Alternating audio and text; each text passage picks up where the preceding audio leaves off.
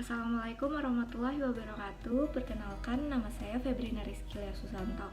Saya dari kampus Institut Setiami dari jurusan Manajemen Komunikasi dan Konsentrasi di Hubungan Masyarakat atau PR dengan NPM CG 1911100533. Kali ini aku akan membahas materi tentang marketing PR dari modul chapter 1, 2, dan 3.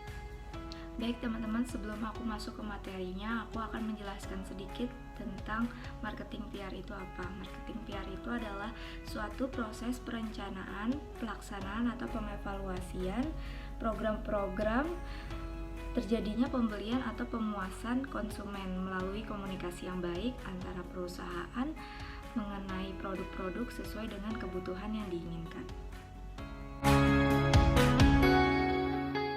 Baik teman-teman, sekarang aku akan membahas materi dari chapter 1, yaitu kenapa digital PR.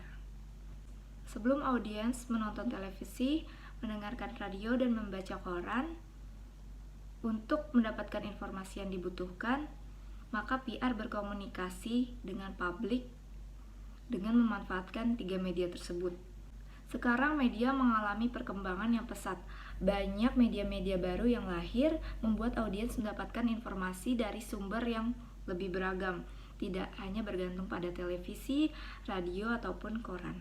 Baik teman-teman, selanjutnya aku membahas tentang perubahan pola komunikasi. Sebelumnya, brand menyebarkan pesan secara broadcast melalui media konvensional. Publik menerima pesan tanpa memberikan feedback balik dan tidak bisa disebarluaskan oleh publik lainnya.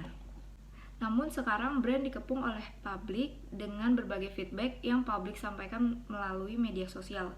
Pesan dapat disebarkan kepada publik lainnya dalam ruang lingkup yang luas. Jadi kayak misalkan kalau kita broadcast ke teman kita atau ke keluarga kita, nanti bakal nyampe ke mana-mana gitu. Jadi pada zaman sekarang itu kita gampang banget untuk menyebarluaskan informasi tentang apapun melalui broadcast message. Apa yang berubah dari digital PR? Banyak perbedaan karakteristik antara PR konvensional dan digital PR, maka dari itu PR harus merubah cara berpikir mereka. Yang pertama-tama di sini ada paradigma PR, konvensional PR, dan digital PR. Yang pertama itu ada one way communication, dan di digital PR ada two way communication. Yang kedua ada new release, dan di digital PR ada daily status update. Yang ketiga ada engage journalist, yang di digital PR ada engage audience. Yang keempat ada on ground event, dan di digital PR ada live streaming event. Yang kelima ada media coverage, yang di digital PR ada viral and hype. Yang selanjutnya itu ada structured, and di digital PR flexible. And next, yang terakhir itu broadcast message, and di digital PR conversation and share. Baik teman-teman, selanjutnya aku akan membahas alur kerja PR, yaitu dari pertama itu dari brand dalam pembuatan dan distribusi new release, itu pembuatan. Setelah pembuatan kita lanjut ke jurnalis. Dari jurnalis itu kita editing dan publishing new release, lanjut ke media coverage. Dari media coverage kita lanjut ke publik dan pesan diterima oleh publik.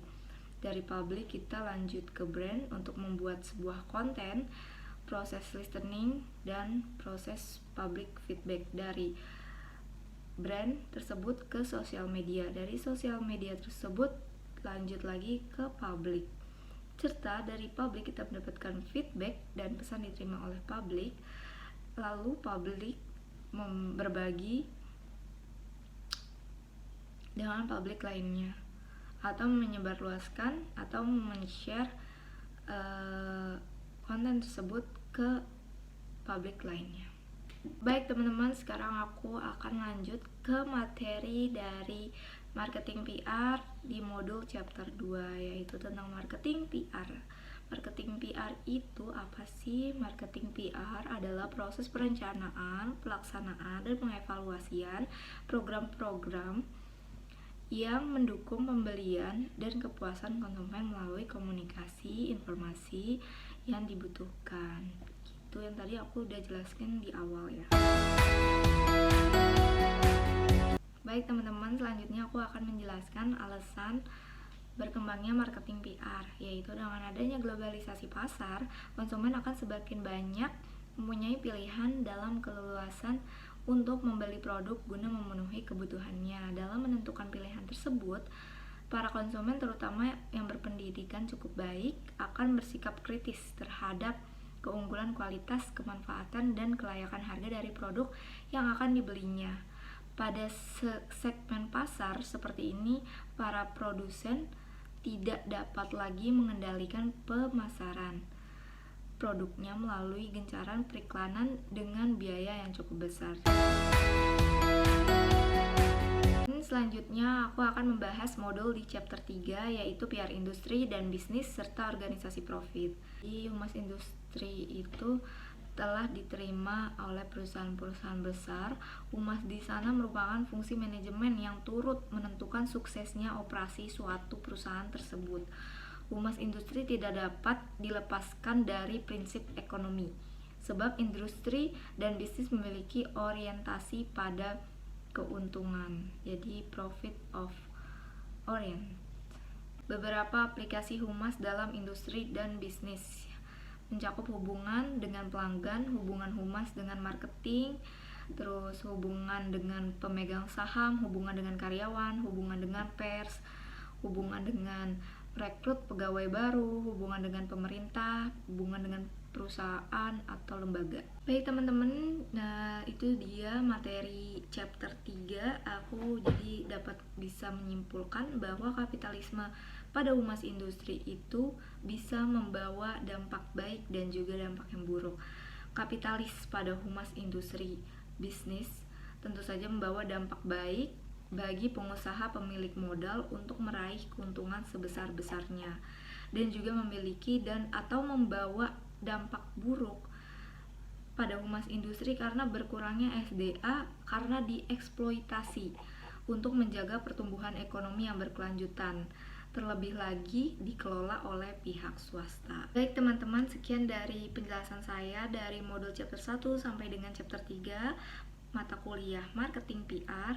Di sini saya dapat simpulkan bahwa marketing PR adalah divisi yang sangat penting bagi kelangsungan sebuah perusahaan, yang dimana selain menjalankan perannya sebagai marketing untuk menjual barang atau jasa, tetapi lebih menjual citra perusahaan. Sekian dari video resum modul dari chapter 1 sampai dengan chapter 3 mata kuliah marketing PR. Sekian dari